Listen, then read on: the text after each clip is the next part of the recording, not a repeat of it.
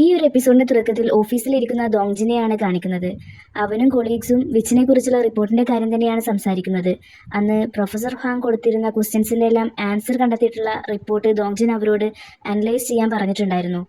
Report കണ്ടിട്ട് നിങ്ങൾക്ക് എന്ത് തോന്നുന്നു എന്ന് ദോങ്ജിൻ ചോദിക്കുമ്പോൾ, സ്റ്റാറ്റിസ്റ്റിക്സിന്റെ തെറ്റായ പ്രയോഗം തിരുത്തിയാലും ടാർഗറ്റ് വാല്യൂ തുടക്കം മുതൽ തന്നെ തെറ്റായിട്ടാണ് സെറ്റ് ചെയ്തിട്ടുള്ളത് എന്ന് ഒരു കൊളീഗ് മറുപടി പറയുന്നുണ്ട്. അതിനർത്ഥം അവൾ വിച്ചല്ലെന്ന് തെളിയിക്കാൻ നിങ്ങൾ ആഗ്രഹിച്ചിരുന്നെങ്കിലും അവളെ ഒരു വിച്ചായി തന്നെ നിങ്ങൾ ചൂണ്ടിക്കാണിച്ചതിൽ എന്ന് വേറൊരു കൊളീഗും പറയുന്നുണ്ട്. ഇത് കേട്ട് ദോങ്ജിൻ, നിങ്ങൾ രണ്ടുപേരും പറഞ്ഞത് ശരിയാണ്, എല്ലാ അപകടങ്ങളിലും ഉണ്ടായിട്ടുണ്ടായിരുന്ന കോമൺ ഫാക്ടർ മീജോ തന്നെയായിരുന്നു, അപ്പോൾ എല്ലാ ബ്ലെയിമും അവളുടെ തലയിലായിപ്പോയി എന്ന് പറഞ്ഞ് അവൻ തയ്യാറാക്കിയ പ്രസന്റേഷൻ ഓൺ ആക്കുന്നുണ്ട്. എന്നിട്ട് ആ റിപ്പോർട്ടിനെ കുറിച്ച് എക്സ്പ്ലെയിൻ ചെയ്യുകയാണ്. സാൻ ഫ്രാൻസിസ്കോ പോലീസ് ഡിപ്പാർട്ട്മെന്റ് തയ്യാറാക്കിയ കുറ്റകൃത്യങ്ങളുടെ ലൊക്കേഷൻ, ടൈം, തീവ്രത എന്നിവ സൂചിപ്പിക്കുന്ന ഒരു ക്രൈം മാപ്പാണിത്. ഒരു കേസിൽ പോലീസ് ഡിപ്പാർട്ട്മെന്റ് അവർക്ക് അവരുടെ കൈവശമുണ്ടായിരുന്ന ഡേറ്റ് അപര്യാപ്തമാണെന്ന് കണ്ടെത്തി. അതിനാൽ ഹിഡൻ ക്രൈംസ് ഉൾപ്പെടുന്ന ഡാറ്റ വിശകലനം ചെയ്ത് ലോക്കൽ റെസിഡൻസുമായി നേരിട്ട് ചോദിച്ചറിഞ്ഞാണ് അവർ പിന്നീട് ആ ശരിക്കുള്ള ഡേറ്റ് കണ്ടെത്തിയത്. അവർ ക്രിയേറ്റ് ചെയ്ത മാപ്പിനെ അടിസ്ഥാനമാക്കി രാത്രികാല പട്രോളിംഗ് മേഖലകളെയും ഉദ്യോഗസ്ഥരെയും റീഅസൈൻ ചെയ്തു. അതിന്റെ റിസൾട്ട് എല്ലാവരെയും അതിശയിപ്പിക്കുന്നതായിരുന്നു. സാൻ ഫ്രാൻസിസ്കോയിലെ കുറ്റകൃത്യങ്ങൾ നല്ല രീതിയിൽ തന്നെ കുറഞ്ഞു വന്നു എന്നൊക്കെ ദോങ്ജിൻ എക്സ്പ്ലെയിൻ ചെയ്യുന്നത് കേട്ട്, അതുപോലെ നീയും വിച്ചുമായി റിലേറ്റഡ് ആയിട്ടുള്ള ഇൻസിഡന്റ് മാപ്പ് ഉണ്ടാക്കാൻ പോവുകയാണോ എന്ന് ചോദിക്കുന്നുണ്ട് ഒരു കൊളീഗ്. അതെ, വിച്ചിന്റെ ചുറ്റുപാടിൽ സംഭവിച്ച എല്ലാ അപകടങ്ങളുടെയും ഒറ്റപ്പെട്ട സംഭവങ്ങളുടെയും രീതി വേർതിരിച്ചെടുക്കുക എന്നതാണ് എൻ്റെ ലക്ഷ്യം. ഈ പാറ്റേണിനെ ബാധിക്കുന്ന വേരിയബിൾ നമുക്ക് തിരിച്ചറിയാൻ കഴിഞ്ഞാൽ പിന്നെ ഭാവിയിൽ ഉണ്ടാകാൻ സാധ്യതയുള്ള ഇൻസിഡൻസ് നമുക്ക് പ്രവചിക്കാൻ കഴിയും എന്ന് ദോങ്ജിൻ പറയുമ്പോൾ, അങ്ങനെ പ്രെഡിക്റ്റ് ചെയ്യാൻ കഴിയുകയാണെങ്കിൽ നമുക്ക് ഉണ്ടാകാൻ സാധ്യതയുള്ള അപകടങ്ങളൊക്കെ തടയാൻ കഴിയും എന്നല്ലേ അർത്ഥം എന്ന് ചോദിക്കുന്നുണ്ട് മറ്റൊരു കൊളീഗ്. ദോങ്ജിൻ അവരുടെ വാക്കുകളെ ശരിവെക്കുന്നുണ്ട്. പക്ഷേ ആ പാറ്റേൺ കണ്ടെത്താൻ ആവശ്യമായ ഡാറ്റ നമ്മുടെ പക്കലില്ലല്ലോ എന്നവർ ചോദിക്കുമ്പോൾ, ഇല്ലെങ്കിലും നമ്മൾ ട്രൈ ചെയ്യണം, ഒരു പക്ഷേ ഇതുകൊണ്ട് ഒരാളുടെ ലൈഫ് തന്നെ നമുക്ക് രക്ഷപ്പെടുത്താനാവും എന്ന് പറയുകയാണ് ദോങ്ജിൻ. അടുത്ത സീനിൽ മീജോങ്ങിനെയാണ് കാണിക്കുന്നത്.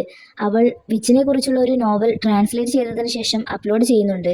അതിനുശേഷം സിറി എന്നൊരു പെൺകുട്ടിയെ ഫോൺ വിളിച്ച് അപ്ലോഡ് ചെയ്ത വിവരം പറയുന്നുമുണ്ട്. എപ്പോഴും കറക്റ്റ് സമയത്ത് തന്നെ ട്രാൻസ്ലേറ്റ് ചെയ്ത് അപ്ലോഡ് ചെയ്യുന്നതിന് അവളോട് സിറി നന്ദി പറയുന്നത് നമുക്ക് കാണാം.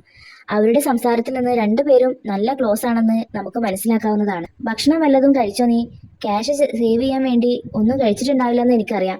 സമയത്തിന് ഹെൽത്തി ഫുഡ് കഴിച്ചില്ലെങ്കിൽ ഹോസ്പിറ്റലിൽ ഇതിന്റെ ഇരട്ടി ചെലവാക്കേണ്ടി വരും എന്നൊക്കെ സിറി പറയുമ്പോൾ, അവൾ കഴിച്ചോളാം എന്ന് പറയുന്നുണ്ട്. നീ ഈ പൈസ സേവ് ചെയ്ത് വെച്ചിട്ട് എന്താ പ്ലാന് എന്ന് സിറി ചോദിക്കുമ്പോൾ, മീജിയോങ് ചുമരിലുള്ള ഒരു ഫോട്ടോയിലേക്ക് നോക്കി ഞാനൊരു സ്ഥലം വരെ പോകാൻ ആഗ്രഹിക്കുന്നുണ്ട് എന്ന് പറയുന്നുണ്ട്. അടുത്ത സീനിൽ കാണിക്കുന്നത് സിറി ദേഷ്യത്തോടെ അവളുടെ മാനേജറിന്റെ അടുത്തേക്ക് ചെന്ന് ഫയൽ മുന്നിലേക്ക് ഇട്ടുകൊണ്ട്, നിങ്ങൾ എന്തിനാണ് ഇത് റിജക്റ്റ് ചെയ്തത്? എൻ്റെ എത്ര ദിവസത്തെ കഷ്ടപ്പാടാണിതെന്ന് അറിയാവോ എന്നൊക്കെ ചോദിക്കുമ്പോൾ, നീ ഇതുവരെ എന്താണോ ചെയ്തിരുന്നത് അതന്നെ ചെയ്താൽ മതി, പുതിയതൊന്നും ട്രൈ ചെയ്യേണ്ട ആവശ്യമില്ല എന്നയാൾ പറയുന്നുണ്ട്.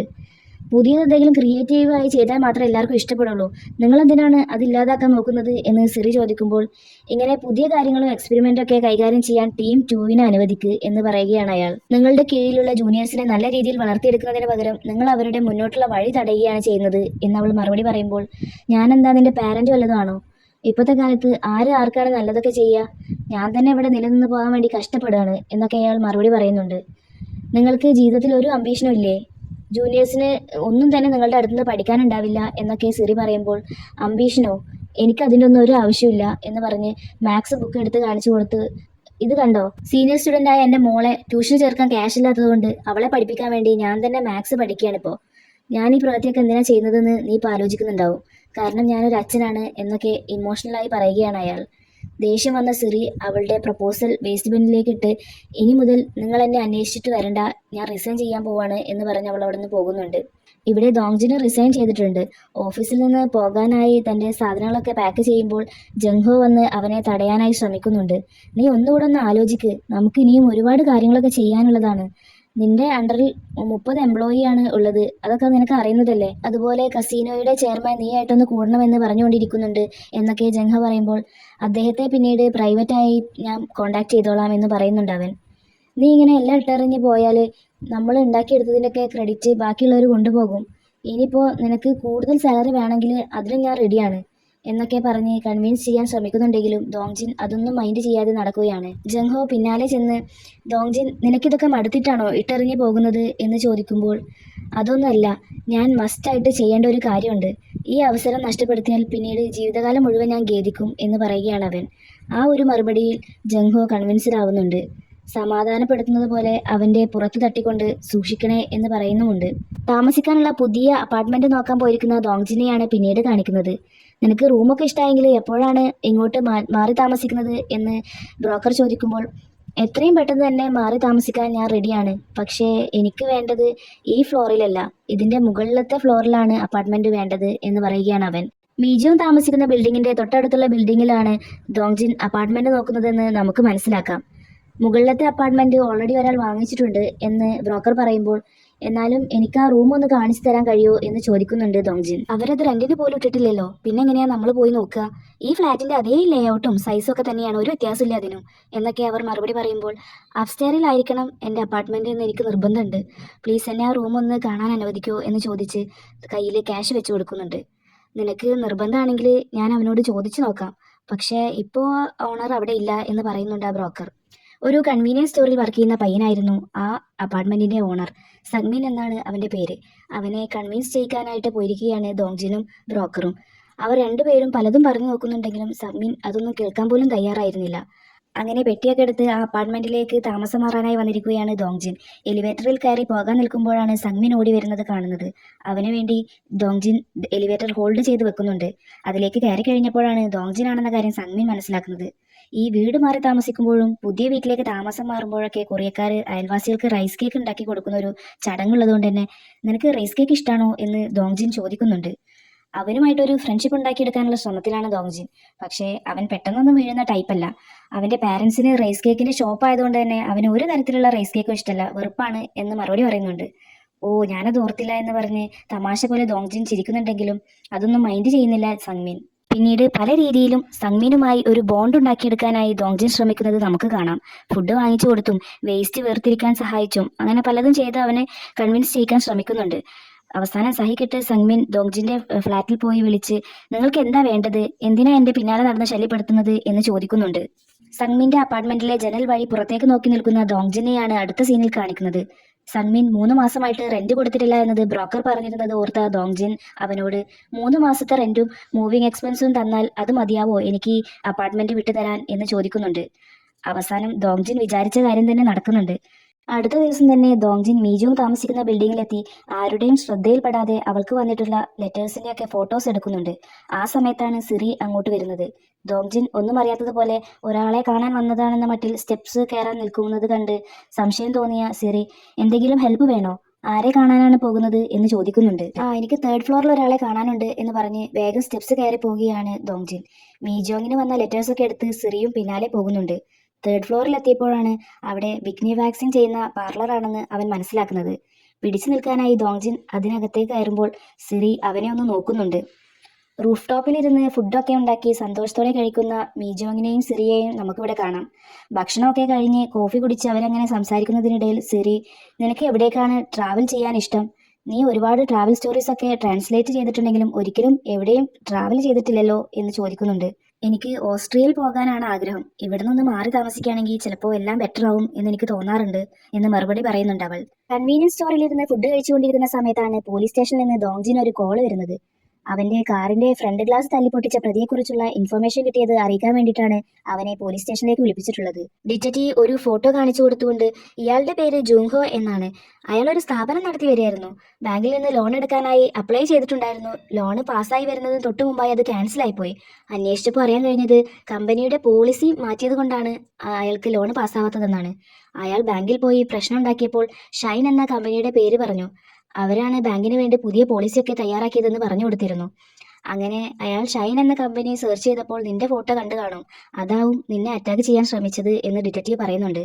ഇതെല്ലാം കേട്ട ദോങ്ജിന് പെട്ടെന്ന് തന്നെ കാര്യം മനസ്സിലാവുന്നുണ്ട്. എനിക്ക് പ്രോബ്ലം ഒന്നുമില്ല എന്ന് പറഞ്ഞ് ഞാൻ ഈ കേസ് പിൻവലിച്ചാൽ അയാൾക്കെതിരെ നടപടി ഉണ്ടാവുമോ, അയാളെ വെറുതെ വിടുമോ എന്ന് സംശയം ദോങ്ജിൻ പ്രകടിപ്പിക്കുമ്പോൾ, ഇതൊരു സീരിയസ് മാറ്ററാണ്, അയാൾ അവിടെ ഇതുവരെ സ്വയം കീഴടങ്ങിയിട്ടില്ല, നീ ഈ കേസ് പിൻവലിച്ചാലും അവനെതിരെ കേസ് എടുക്കേണ്ടി വരും, പക്ഷേ ശിക്ഷയിൽ ഇളവ് കിട്ടാൻ ചാൻസ് ഉണ്ട് എന്ന് പറയുകയാണ് ഡിറ്റക്റ്റീവ്. പോലീസ് സ്റ്റേഷനിൽ നിന്ന് ഇറങ്ങാൻ നേരം മീജോ നടക്കുന്ന വഴിയിലെ സ്ട്രീറ്റ് ലൈറ്റ് കേടുവന്നതോർത്ത ദോങ്ജിൻ ഈ സ്ട്രീറ്റ് ലൈറ്റ് ഒക്കെ കേടുവന്നാൽ എവിടെയാണ് ശരിയാക്കാൻ വേണ്ടി റിപ്പോർട്ട് ചെയ്യേണ്ടത് എന്ന് ചോദിക്കുന്നുണ്ട്. അതിനു വേണ്ടിയിട്ട് ബറോ ഓഫീസിലെ ഫെസിലിറ്റീസ് ഡിപ്പാർട്ട്മെന്റുമായിട്ട് കോൺടാക്ട് ചെയ്താൽ മതി, അവർ ശരിയാക്കി തരുമെന്ന് ഡിറ്റക്റ്റീവ് മറുപടിയും പറയുന്നുണ്ട്. അവിടെ നിന്ന് തിരിച്ചു വന്ന് ദോങ്ജിൻ തന്റെ കാറ് പാർക്ക് ചെയ്തതിനു ശേഷം അപ്പാർട്ട്മെന്റിലേക്ക് പോകാൻ നിൽക്കുമ്പോഴാണ് പിന്നിലൂടെ വന്ന് ഒരാൾ അവനെ അറ്റാക്ക് ചെയ്യുന്നത്. അതുവഴി വന്ന സങ്മിൻ ദോങ്ജിനെ അടിക്കുന്നത് കണ്ട് പിടിച്ചു മാറ്റാൻ ശ്രമിക്കുന്നുണ്ട്. അയാൾ പിന്മാറുന്നില്ലെന്ന് മനസ്സിലാക്കിയ സങ്മിൻ പോലീസിനെ വിളിക്കാൻ ശ്രമിക്കുമ്പോൾ ദോങ്ജിൻ അവനോട് ചൂടായിക്കൊണ്ട് വേണ്ട എന്ന് പറയുകയാണ്. കാരണം അത് ജൂങ്ഹോ ആണെന്ന് ദോങ്ജിന് മനസ്സിലായിട്ടുണ്ടായിരുന്നു. അയാളുടെ ഫ്രസ്ട്രേഷൻ തീരുന്നത് വരെ തിരിച്ചൊന്നും എതിർക്കാതെ തന്നെ ദോങ്ജിൻ അടിക്കാനായി നിന്നു കൊടുക്കുന്നുണ്ട്. നിങ്ങൾ എന്തിനാ എന്നോട് ഇത് ചെയ്തത്? എനിക്ക് ലോൺ അപ്രൂവ് ആയതായിരുന്നു. വാഗ്ദാനപത്രം തിരികെ നൽകാനും പണിക്കാർക്ക് കൊടുത്തു തീർക്കാനുള്ള എല്ലാ വേതനവും തീർക്കാനും നിൽക്കുകയായിരുന്നു ഞാൻ. എല്ലാതും പഴയ പോലെ ശരിയാവുമായിരുന്നു. പക്ഷേ അവസാന നിമിഷം എൻ്റെ ലോണിൻ്റെ അപേക്ഷ നിരസിക്കപ്പെട്ടു. അതിൻ്റെ അർത്ഥം എന്താണെന്ന് നിനക്കറിയോ? ഒറ്റ രാത്രി കൊണ്ട് തന്നെ ഡസൻ കണക്കിന് ആളുകളുടെ ജോലി നഷ്ടപ്പെട്ടു. അതെല്ലാം നിന്റെ കാരണമാണ് എന്നൊക്കെ വളരെയധികം ഇമോഷണലായി അയാൾ പറയുന്നുണ്ടായിരുന്നു. സങ്മിൻ വർക്ക് ചെയ്യുന്ന കൺവീനിയൻസ് സ്റ്റോറിൽ ഇരുന്ന് ഫുഡ് കഴിക്കുന്ന ജുങ്ഹോയെയും അത് നോക്കിയിരിക്കുന്ന ദോങ്ജിനെയുമാണ് അടുത്ത സീനിൽ കാണിക്കുന്നത്. എനിക്കിങ്ങനെ മറ്റൊരാളുടെ കയ്യിൽ നിന്ന് അടി കിട്ടുന്നത് ആദ്യമായിട്ടാണ്. അതുപോലെ അടി കിട്ടുമ്പോൾ അടിക്കുന്ന ആളുടെ വയറ്റിൽ നിന്ന് വിശക്കുമ്പോൾ ഉണ്ടാകുന്ന സൗണ്ട് കേൾക്കുന്നതും ആദ്യമായിട്ടാണ് എന്ന് പറഞ്ഞ് ദോങ്ജിൻ അവന്റെ ഫുഡ് കൂടെ അയാൾക്ക് നേരെ നീക്കി വെച്ച് കൊടുക്കുന്നുണ്ട്.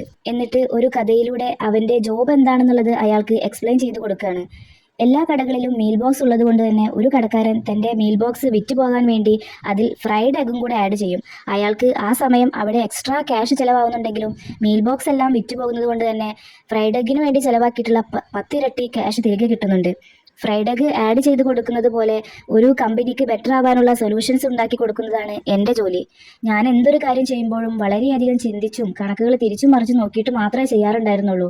അതുകൊണ്ട് തന്നെ സ്കൂളിലും കോളേജിലൊക്കെ പഠിക്കുമ്പോൾ എന്നെ എത്രയധികം ഹാർഡ് വർക്ക് ചെയ്യുന്നതിന് ടീച്ചേഴ്സൊക്കെ എപ്പോഴും ചീത്ത പറയാറാണ് പതിവ്. പക്ഷേ എനിക്കിവിടെ തെറ്റ് പറ്റിപ്പോയി എന്നൊക്കെ ഇമോഷണലായി ദോങ്ജിൻ പറയുന്നുണ്ട്. അവൻ്റെ കണ്ണുകൾ നനയുന്നത് കണ്ട അയാൾ അവന് ടിഷ്യൂ എടുത്തു കൊടുക്കുന്നുണ്ട്. അത് വാങ്ങി കണ്ണീർ തുടച്ച അവൻ അയാളോട് സോറി പറയുന്നുമുണ്ട്. ഇതെല്ലാം കേട്ട അയാളും ഇങ്ങനെയൊക്കെ ചെയ്യാനുള്ള കാരണങ്ങൾ പറയുകയാണ്. എനിക്ക് എൻ്റെ വീടും എല്ലാം നഷ്ടമായി. മകൻ ദൂരെയുള്ള ഒരു അമ്മാവൻ്റെ വീട്ടിലാണ് ഇപ്പോൾ താമസം. ഞാൻ പൊന്നു പോലെ നോക്കുന്ന എൻ്റെ മോള് അവൾ ഇതുവരെ കണ്ടിട്ട് പോലില്ലാത്ത അമ്മായിയുടെ വീട്ടിലാണ്. എൻ്റെ ഭാര്യ സോനയിലാണ് ഇപ്പോൾ രാത്രി ഇറങ്ങുന്നത്. ഞാനാവട്ടെ ഒരു ഇൻ്റർനെറ്റ് കഫേയിലും. എൻ്റെ കുടുംബത്തെ നല്ല നിലയിലെത്തിക്കാൻ വേണ്ടിയിട്ടാണ് ഞാൻ ഈ കഷ്ടപ്പെട്ടതൊക്കെ. പക്ഷേ ഒറ്റയടിക്ക് തന്നെ അതെല്ലാം ഇല്ലാതായില്ലേ. ഈ ഒരു പ്രായത്തിൽ വീണ്ടും ഒന്നിൽ നിന്ന് തുടങ്ങാനുള്ള ധൈര്യം എനിക്കില്ലായിരുന്നു. അതുകൊണ്ട് തന്നെ എല്ലാം അവസാനിപ്പിക്കാൻ തീരുമാനിച്ച് ഞാൻ ഹാൻഡ് റിവറിൻ്റെ പാലത്തിൽ പോയി നിന്ന് കുറേ നേരം താഴോട്ട് നോക്കി നിന്നു. മരിക്കാൻ എനിക്ക് മനസ്സ് വന്നില്ല. എനിക്കെന്തോ എല്ലാം അൺഫെയർ ആയി തോന്നി. അങ്ങനെയാണ് നെറ്റിൽ സോഹാൻ ബാങ്കിനെ കുറിച്ച് സെർച്ച് ചെയ്ത് നോക്കിയത്. അപ്പോഴാണ് ലീ ദോങ്ജിൻ സോഹാൻ ബാങ്കിന് വേണ്ടി പുതിയ ലോൺ സിസ്റ്റം ഡെവലപ്പ് ചെയ്തതിൻ്റെ ആർട്ടിക്കിൾ ഞാൻ കാണുന്നത്. എന്നെ ഈ നിലയിലാക്കിയവനെ തകർക്കാനാണ് ഞാൻ ശ്രമിച്ചത്. പക്ഷേ നീ എന്നെ ഇപ്പോൾ രക്ഷിക്കുകയാണ് ചെയ്തത് എന്നൊക്കെ അയാൾ പറയുകയാണ്. ഇതെല്ലാം കേട്ട് സങ്കടം വന്ന ദോങ്ജിൻ അയാളോട് സോറി പറയുന്നുണ്ട്. നിങ്ങളെ സമാധാനപ്പെടുത്താൻ എൻ്റെ കയ്യിലിപ്പോൾ വാക്കുകളില്ല. എനിക്കതിനാവില്ല എന്ന് എനിക്കറിയാം. പക്ഷേ ഞാൻ സിസ്റ്റം ഡെവലപ്പ് ചെയ്തത് തെറ്റായ ഒരു ഉദ്ദേശം വെച്ചിട്ടല്ല. എന്നോട് നിങ്ങൾ ക്ഷമിക്കണം എന്നൊക്കെ പറഞ്ഞു കരയുമ്പോൾ അയാളും ഇമോഷണൽ ആവുന്നുണ്ട്. അടുത്ത സീനിൽ ജുങ്ഹ്യുക്കിനെയാണ് കാണിക്കുന്നത്. ഒരു പെൺകുട്ടി മാത്രം താമസിക്കുന്ന ഫ്ലാറ്റിൽ ആരോ കയറി അവിടെ ആകെ തകർത്തിട്ടിട്ടുണ്ടായിരുന്നു. അത് അന്വേഷിക്കാനായി എത്തിയിരിക്കുകയാണ് അവനും ടീമും. അവിടെ നിന്ന് സാധനങ്ങളൊന്നും തന്നെ മോഷണം പോയിട്ടില്ലായിരുന്നു. പാസ്വേഡ് അറിയുന്ന ആരോ ആണ് ഇത് ചെയ്തിട്ടുള്ളത് എന്ന് അവർ മനസ്സിലാക്കുന്നുണ്ട്. കാരണം ഡോറ് ബ്രേക്ക് ചെയ്തതായിട്ട് ഒരു അടയാളവും കാണുന്നില്ല. ജുങ്ഹ്യുക്ക് ആ പെൺകുട്ടിയോട് ഇനി ആ ഫ്ലാറ്റിൽ താമസിക്കാൻ സേഫ് അല്ലാത്തത് കൊണ്ട് കുറച്ച് നാളത്തേക്ക് മാറി താമസിക്കാനായി ഏതെങ്കിലും ഒരു നല്ല സ്ഥലമുണ്ടോ എന്ന് ചോദിക്കുമ്പോൾ അവൾ ഉണ്ടെന്ന് തലയാട്ടുന്നുണ്ട്. അങ്ങനെ അവിടെ കൊണ്ടാക്കി കൊടുക്കാൻ വേണ്ടി ജുങ്ഹ്യുക്ക് അവളെയും കൊണ്ട് പോലീസ് കാറിൽ പോവുകയാണ്. അവൾ എന്തോ മറച്ചു വെക്കുന്നതിനോടൊപ്പം ഭയക്കുന്നുമുണ്ടെന്ന് മനസ്സിലാക്കിയ ജുങ്ഹ്യുക്ക് പോലീസ് പ്രൊട്ടക്ഷന് വേണ്ടി അവളോട് പോലീസിൽ റിക്വസ്റ്റ് കൊടുക്കാൻ ആവശ്യപ്പെടുന്നുണ്ട്.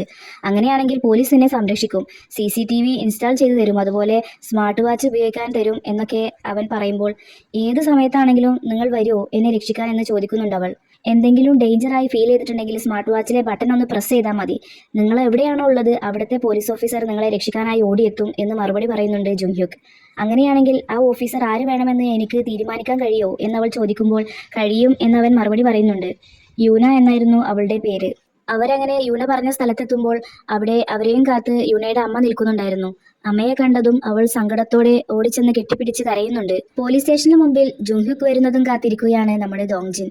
അപ്രതീക്ഷിതമായി ദോങ്ജിനെ കണ്ട ജുങ്ഹ്യുക്ക് നീ എന്താ ഇവിടെ, വിളിച്ചതൊന്നുമില്ലല്ലോ എന്ന് ചോദിക്കുമ്പോൾ എനിക്കിവിടെ വരെ വരേണ്ട ആവശ്യമുണ്ടായിരുന്നു. എന്തായാലും നിന്നെ കണ്ട് ഒരുമിച്ച് ഡിന്നറൊക്കെ കഴിച്ച് തിരിച്ചു പോകാമെന്ന് കരുതി വന്നതാണ് എന്ന് പറയുകയാണ് അവൻ. അവരങ്ങനെ ഫുഡ് കഴിക്കാനായി പോയിക്കൊണ്ടിരിക്കുമ്പോൾ അവൻ്റെ മുഖത്തെ പാടുകൾ ശ്രദ്ധിച്ച ഹ്യുക്ക് എന്ത് പറ്റിയതാണിത്? നീ ആരെയും ബുള്ളി ചെയ്യുന്ന കൂട്ടത്തിലല്ലാന്ന് എനിക്കറിയാം. നീ എന്താ മറച്ചു വെക്കാൻ ശ്രമിക്കുന്നത് എന്നൊക്കെ ചോദിക്കുമ്പോൾ നീ ഇതുവരെ കാണാത്തൊരു മറ്റൊരു സൈഡ് എനിക്കുണ്ടെങ്കിലോ? എന്നൊക്കെ തമാശയായി പറഞ്ഞ് വിഷയം മാറ്റാൻ ശ്രമിക്കുകയാണ് ദോങ്ജിൻ. പെട്ടെന്നാണ് ജുൻയുക്കിന്റെ സ്മാർട്ട് വാച്ചിൽ ഡേഞ്ചർ അലാം ശബ്ദിക്കുന്നത്. അത് യൂനയുടേതായിരുന്നു. അവൻ പെട്ടെന്ന് തന്നെ അവളുടെ ലൊക്കേഷനൊക്കെ നോക്കി ഓടി കാറിൽ കയറി പോലീസ് സൈറനൊക്കെ വെച്ച് പോകുന്നുണ്ട്. അവിടെ എത്തി നോക്കുമ്പോൾ പരിക്ക് പറ്റിയ അബോധാവസ്ഥയിലുള്ള യൂനയെ ആംബുലൻസിൽ കൊണ്ടുപോകാൻ നിൽക്കുന്നതാണ് കാണുന്നത്. അവളുടെ അച്ഛൻ അവന്റെ അടുത്തേക്ക് വന്ന് കോളറിൽ പിടിച്ചുകൊണ്ട്, അവളെ പ്രൊട്ടക്ട് ചെയ്യാൻ വേണ്ടിയിട്ടല്ലേ നിങ്ങളെ നിയമിച്ചത്, പിന്നെ എന്തിനാ ഇപ്പൊ വന്നത്? ഈ അപകടം ഒഴിവാക്കേണ്ടിയിരുന്നത് നിങ്ങളുടെ ഉത്തരവാദിത്തമല്ലായിരുന്നോ എന്നൊക്കെ ചോദിച്ച് ബ്ലെയിം ചെയ്യുകയാണ്. സഹായിക്കാൻ കഴിയാത്തതിൽ വളരെയധികം കുറ്റബോധത്തോടെ നിൽക്കുകയാണ് ജുൻഹ്യൂക്ക്. അപ്പോൾ അടുത്ത ദിവസം ദോങ്ജിൻ ചെയർമാനെ കാണാനായി ഒരു റെസ്റ്റോറന്റിലേക്ക് പോയിട്ടുള്ളതാണ് കാണിക്കുന്നത്. നീയുമായിട്ടൊന്ന് ഒരുമിച്ച് കൂടി ഭക്ഷണം കഴിക്കാൻ വേണ്ടിയിട്ട് നിന്റെ അപ്പോയിന്റ്മെന്റ് ഒന്ന് കിട്ടാൻ വേണ്ടി ഞാൻ ഒരുപാട് ശ്രമിച്ചിട്ടുണ്ടായിരുന്നു. പക്ഷേ ഇപ്പോൾ നീ എന്നെ ഇങ്ങോട്ട് കോണ്ടാക്ട് ചെയ്തത് കാണുമ്പോൾ സന്തോഷവും തോന്നുന്നുണ്ട് എന്ന് ചെയർമാൻ പറയുമ്പോൾ, അതുവരെ മീറ്റ് ചെയ്യാൻ വരാൻ കഴിയാത്തതിൽ അവൻ സോറി പറയുന്നുണ്ട്. നീ അങ്ങനെ ആൾക്കാരുമായി തല്ലുണ്ടാക്കുന്ന കൂട്ടത്തിലല്ല എന്ന് നിന്നെ കണ്ടാലേ അറിയാം. പക്ഷേ ഇതൊക്കെ എന്ത് പറ്റിയതാണ് എന്ന് ചെയർമാൻ ചോദിക്കുമ്പോൾ കാല് തെന്നി വീണതാണെന്ന് അവൻ കള്ളം പറയുന്നുണ്ട്. അവരങ്ങനെ ഫുഡൊക്കെ കഴിച്ച് സംസാരിക്കുന്നതിനിടയിൽ, നിനക്കെന്തോ ഫേവർ വേണമെന്ന് പറഞ്ഞിരുന്നില്ലേ, അതെന്താണ് എന്ന് ചോദിക്കുകയാണ് ചെയർമാൻ. ദോങ്ജിൻ വേഗം തന്നെ കൊണ്ടുവന്ന കവർ എടുത്ത് ചെയർമാന് കൊടുക്കുന്നുണ്ട്. അത് വാങ്ങിച്ച് തുറന്നു നോക്കുമ്പോൾ അതിൽ ജുങ്ഹോയുടെ CV ആയിരുന്നു. ഇത് ആരാണ് എന്ന് ചെയർമാൻ ചോദിക്കുമ്പോൾ, എല്ലാ കാര്യങ്ങളും നമ്പറുകളും കണക്കുകളും ഉപയോഗിച്ച് ശരിയാക്കാൻ കഴിയില്ല എന്ന് നിങ്ങളന്ന് പറഞ്ഞത് സത്യമാണ്. അറിയാതെയാണെങ്കിലും ഇയാളെ എനിക്ക് വേദനിപ്പിക്കേണ്ടി വന്നു. പ്രായശ്ചിത്തമായി അയാൾക്ക് വേണ്ടി എന്തെങ്കിലും ചെയ്യണമെന്ന് തോന്നിയിട്ടാണ് ഇതിപ്പോൾ ഞാൻ കൊണ്ടുവന്നത് എന്ന് മറുപടി പറയുന്നുണ്ട്. നമ്മളൊരു ജോലി ചെയ്യുമ്പോൾ അറിഞ്ഞോ അറിയാതെയോ പലരെയും വേദനിപ്പിക്കേണ്ടതായി വരും. അതിനൊക്കെ നിനക്കിങ്ങനെ പ്രായശ്ചിത്തം ചെയ്തു കൊടുക്കാൻ കഴിയോ എന്ന് ചെയർമാൻ ചോദിക്കുമ്പോൾ അതിനുള്ള മറുപടി പറയാതെ, നിങ്ങളുടെ കസീനോയിൽ എന്തെങ്കിലും ഒരു ജോലി കൊടുക്കാൻ കഴിയുമെങ്കിൽ വളരെയധികം ഉപകാരമാവും എന്ന് പറയുകയാണ് അവൻ. നീ റെക്കമെൻഡ് ചെയ്യുന്ന ആളായതുകൊണ്ട് എന്തായാലും മോശക്കാരനാവാൻ വഴിയില്ല. അതുകൊണ്ട് അവന് പറ്റിയൊരു നല്ലൊരു ജോലി തന്നെ ഞാൻ കൊടുത്തോളാം എന്ന് പറഞ്ഞ്, ഇപ്പോഴത്തെ കാലത്ത് എല്ലാവരും സ്വന്തം കാര്യം മാത്രം നോക്കിയാണ് ജീവിക്കുന്നത്. മറ്റുള്ളവരെ ആരും തന്നെ കെയർ ചെയ്യാറില്ല. ഞാൻ പറയുന്നത് എന്താ ശരിയല്ലേ? പക്ഷേ നീ മറ്റൊരാളെ സഹായിച്ച് സംരക്ഷിക്കാനായി മുന്നിട്ടിറങ്ങിയത് കാണുമ്പോൾ നിന്നിൽ ഞാൻ വീണ്ടും സംതൃപ്തനാവുന്നുണ്ട് എന്നൊക്കെ പറയുകയാണ് ചെയർമാൻ. അപ്പോൾ വർക്ക് ചെയ്തുകൊണ്ടിരിക്കുന്ന മീജിയോങ്ങിന്റെ അലാം ശബ്ദിക്കുന്നത് കണ്ട് അവൾ ജോലിയൊക്കെ നിർത്തി റിലാക്സ് ആവുന്നുണ്ട്. സമയം രാത്രി 2:30 ആയിട്ടുണ്ട്. ഈ സമയത്ത് പുറത്ത് അധികം ആളുകളൊന്നും ഉണ്ടാവില്ല എന്നതുകൊണ്ട് തന്നെ അവൾ സ്വസ്ഥമായി പുറത്തിറങ്ങി നടക്കുന്നത് ഈ ഒരു നേരത്താണ്. റൂമിൽ നിന്നിറങ്ങി അവൾ തെരുവിലൂടെ നടക്കുകയാണ്. ഇടവഴിയിലെ കേടുവന്ന ലൈറ്റ് ശരിയാക്കിയത് അവൾ ശ്രദ്ധിക്കുന്നുണ്ട്. അപ്പോൾ പതിവ് പോലെ മീജോങ് പൂച്ചകൾക്ക് ഫുഡൊക്കെ കൊടുത്തുകൊണ്ട് അവരോട് സംസാരിക്കാൻ തുടങ്ങുകയാണ്. മനുഷ്യന്മാരെ അവോയ്ഡ് ചെയ്യാന്ന് പറയുന്നത് വളരെ ടഫായിട്ടുള്ള കാര്യമാണല്ലേ. ഞാൻ വരുന്ന സമയത്തൊക്കെ നിങ്ങൾ എൻ്റെ അടുത്തേക്ക് വരുന്നത് കാണുമ്പോൾ ഞാൻ ശരിക്കും ഒരു വിച്ചാണെന്ന് എനിക്ക് തോന്നിപ്പോകും എന്നവൾ പറയുന്നതൊക്കെ അപ്പുറത്ത് നിന്ന് ദോങ്ജിൻ കേൾക്കുന്നുണ്ടായിരുന്നു. ശപിക്കപ്പെട്ട് കൊട്ടാരത്തിൽ കുടുങ്ങിയ ഒരു ഫെയറി ടെയിൽ കഥയിലെ നായികയെ പോലെ അവൾക്ക് അവളുടെ ലൈഫ് തന്നെ നഷ്ടമായി. പക്ഷേ എന്തൊക്കെ സംഭവിച്ചാലും ഇതിനൊരു പോംവഴി ഞാൻ കണ്ടെത്തും. എന്തു തന്നെയായാലും അവളുടെ മേലുള്ള ആ ശാപം ഞാൻ തകർക്കും. അവൾക്ക് നഷ്ടപ്പെട്ട ജീവിതം ഞാൻ തിരികെ നൽകും എന്നൊക്കെ ദൃഢനിശ്ചയത്തോടെ ദോങ്ജിൻ സ്വയം പറയുകയാണ്. അപ്പോൾ അതിനായി അവൻ ഇതിൻ്റെയൊക്കെ തുടക്കത്തിലേക്ക് ലക്ഷ്യമാക്കി പോവുകയാണ്. അതായത് അവളുടെ ശാപമില്ലാതാക്കാനായി എന്തെങ്കിലും ക്ലൂ കണ്ടെത്താൻ വേണ്ടി അവർ ജനിച്ചു വളർന്ന നാടായ ടേബേക്കിലേക്ക് തന്നെ തിരിച്ചു പോവുകയാണ്. നാട്ടിലെത്തിയ അവൻ അമ്മയുടെ ഷോപ്പുണ്ടായിരുന്ന അവിടെ എത്തുമ്പോൾ കുറച്ചുനേരം അവിടെ നിന്ന് പോകുന്നുണ്ട്. പിന്നീട് അവൻ നേരെ ചെന്നിട്ടുള്ളത് അവൻ്റെ കൂടെ പഠിച്ചിരുന്ന ഒരു ഫ്രണ്ടിനെ കാണാനാണ്. അവളിപ്പോൾ ഒരു ഫ്ലവർ ഷോപ്പാണ് നടത്തിക്കൊണ്ടിരിക്കുന്നത്. അവരുടെ കുശലാന്വേഷണങ്ങൾക്ക് ശേഷം, എല്ലാവരും ഫ്രീ ആവോ, മീറ്റപ്പിന് വരാൻ റെഡി ആവോ എല്ലാവരും എന്ന് ദോങ്ജിൻ സംശയം ചോദിക്കുമ്പോൾ, നിന്നെ എന്ന് കണ്ടതാ, ഇപ്പോൾ 3 വർഷത്തോളായില്ലേ. മിൻജയും ഹോയങ്ങും ഒക്കെ നിന്നെ കണ്ടാൽ നല്ല സന്തോഷാവും. അവർ എന്തായാലും വരും. പിന്നെ ലിബറൽ ആർട്സിലുണ്ടായിരുന്ന ദാവിനെ ഓർമ്മയില്ലേ, അറിയില്ലേ, അവളും വരും. അവളിപ്പോൾ നമ്മൾ പഠിച്ച അതേ സ്കൂളിലെ ടീച്ചറാണ്. ഇവിടെ തന്നെയാണ് അവൾ താമസിക്കുന്നത് എന്നൊക്കെ പറയുകയാണ്. ആ, ദാവിനെ കുറിച്ച് പറഞ്ഞത് നന്നായി. എനിക്കെന്തായാലും സ്കൂൾ വരെ പോകേണ്ട ആവശ്യമുണ്ടായിരുന്നു എന്ന് പറഞ്ഞ് ദോങ്ജിൻ പോകാനൊരുങ്ങുമ്പോൾ, നീ സത്യം പറ, എന്തിനാ ഇപ്പോൾ എല്ലാ ഫ്രണ്ട്സിനെയും വിളിച്ചു കൂട്ടുന്നത്? നീ നമ്മുടെ നാട്ടിൽ നിന്ന് തന്നെ പോയതായിരുന്നല്ലോ, ഇപ്പൊ എന്താ പെട്ടെന്നൊരു തിരിച്ചുവരവ്, എന്തെങ്കിലും സംഭവിച്ചോ എന്നൊക്കെ അവൾ ചോദിക്കുന്നുണ്ട്. എല്ലാ കാര്യവും നാളെ നമ്മളെല്ലാവരും കൂടുമ്പോൾ ഞാൻ പറഞ്ഞു തരാം എന്ന് ദോങ്ജിൻ പറയുമ്പോൾ അവൾ അതിന് സമ്മതിക്കുന്നുണ്ട്. അങ്ങനെ അവൻ നേരെ അവർ പഠിച്ചിരുന്ന സ്കൂളിലേക്ക് പോവുകയാണ്. ബിഗ് ഡാറ്റ കളക്ട് ചെയ്യുക എന്നതായിരുന്നു അവന്റെ ലക്ഷ്യം. അവൻ സ്കൂൾ ഗ്രൗണ്ടിലൂടെ നടക്കുമ്പോൾ മീജിയോങ് സ്ഥിരം ഇരിക്കാറുണ്ടായിരുന്ന ബെഞ്ചൊക്കെ ഇപ്പോഴും അതേ സ്ഥാനത്ത് തന്നെ ഇരിക്കുന്നത് കണ്ട് പഴയ കാലം ഓർക്കുന്നുണ്ട്. ഇവിടെ വെച്ചാണ് ഈ എപ്പിസോഡ് അവസാനിക്കുന്നത്.